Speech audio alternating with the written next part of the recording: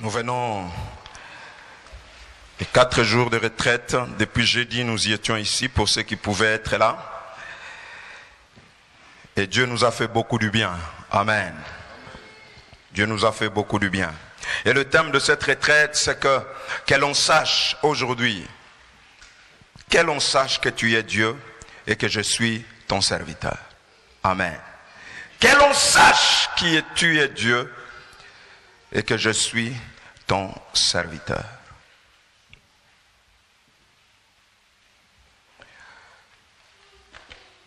Beaucoup de choses ont été dites tout autour de ce thème. Amen. La Bible nous dit que Élie, après avoir fait cette prière stratégique, le feu de l'Éternel tomba. Le feu de l'Éternel tomba. Bien-aimés dans le Seigneur, il est temps de chasser le faux par le vrai. Car la meilleure façon de chasser, de combattre le faux, ce n'est pas de le critiquer. Ce n'est même pas de l'injurier. Mais c'est de présenter le vrai. Parce que quand le vrai est là, le faux est facilement reconnaissable. Amen. Dieu fait sortir quelqu'un. Quand Dieu présente quelqu'un, c'est comme Jésus-Christ, il était dans la foule, là où Jean-Baptiste était en train de baptiser tout le monde. Dans cette foule, tout le monde, on s'est poussé. Dès qu'il entre dans l'eau, Dieu a pris soin de le présenter. Dit, celui-ci est mon fils bien-aimé, en qui j'ai mis toute mon affection. J'aime la présentation de Dieu. Vous savez, quand le moment de la présentation arrive, ça ne se fait pas en cachette. La présentation se fera en public. Une présentation, je dis à haute voix. Celui-ci est mon fils bien-aimé en qui j'ai mis toute mon affection.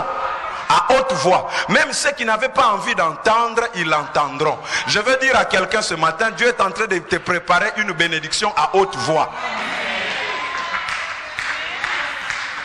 Je parle d'une bénédiction à haute voix. Tes ennemis l'entendront et chercheront à savoir qu'est-ce qui se passe.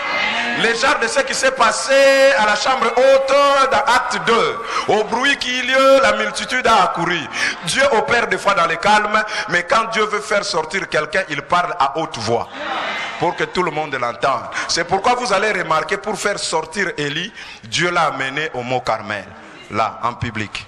Les victoires de secret, je sais, de Sarepta, oh, là tu peux raconter, et puis, où sont les preuves? Que toi, le corbeau venait te nourrir. Tu peux parler de la veuve. Oui, la veuve l'a reconnu. Mais c'était fini entre eux. C'est comme David.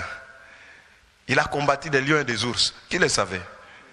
J'aime beaucoup quand Dieu permet que... Dieu est bon, hein? Il va vous mettre à vous. Vous battez les lions et les ours, mais seulement les lions et les ours ne peuvent pas parler.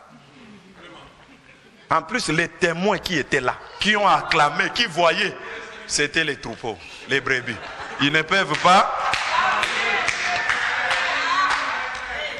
Donc il y a des victoires comme ça. Toi-même seulement tu sais que ça, j'ai déjà fait. Quand tu vois les gens en train de délivrer, les gens disent, ça moi je l'ai fait. Mais seulement personne n'a déjà vu. Les brebis et les troupeaux qui étaient là, qui ont vu, ne peuvent pas parler. Même quand vous leur posez la question. Ah.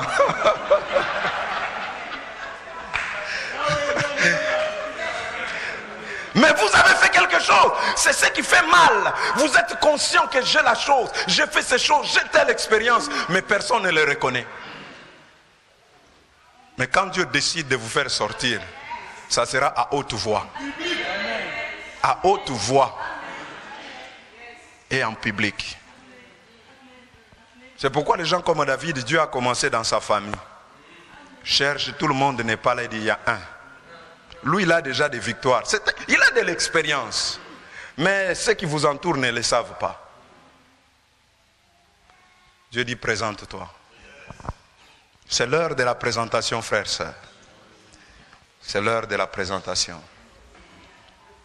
C'est l'heure de la... Vous avez été longtemps dans l'anonymat, dans le noir, derrière le rideau, derrière la scène. Dieu est en train de tirer les rideaux de la scène. Dieu est en train de vous pousser. Allez, allez, allez, avance. Présente-toi. Vous avez travaillé longtemps dans l'ombre, les prières de 4 heures, de 5 heures. Personne ne sait. Mais maintenant, Dieu va vous faire un. Allez. Vous avez prophétisé sur les gens, les choses se sont réalisées. Personne ne l'a reconnu. Personne ne le sait. C'était seulement entre vous. Du reste, la personne pour qui vous avez prophétisé des choses s'est réalisées. Il est déjà parti. Vous n'avez même plus ni son adresse mail, ni son numéro de téléphone pour l'appeler comme on l'appelle à témoin. Personne. Mais Dieu va vous faire maintenant. C'est en public. Alléluia. Maintenant, il faut se présenter. C'est l'heure de la présentation. C'est l'heure de la présentation. Et les hommes sauront que l'Éternel est Dieu. Alléluia.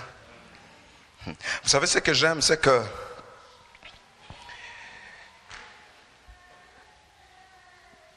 quand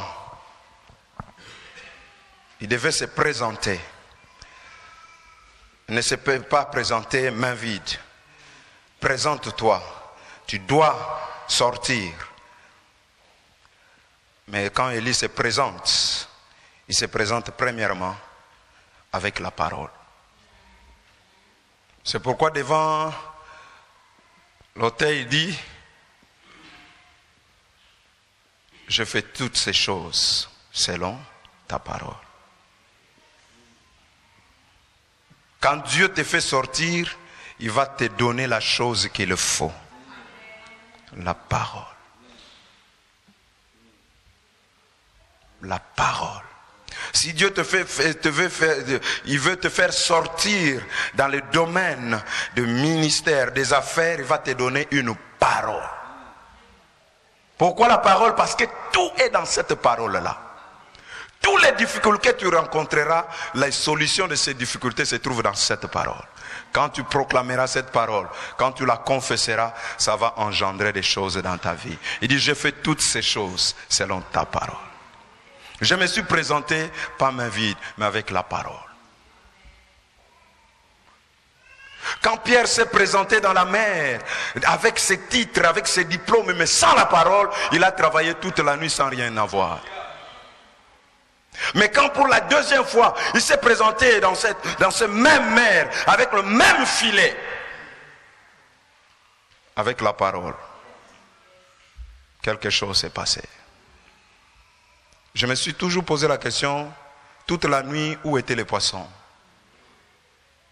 Pourquoi pendant la journée, dans ce même mer, avec le même filet, on a pu trouver quelque chose? Où étaient les poissons? Les poissons n'étaient ni dans le filet, ni dans la mer, mais les poissons étaient dans la parole.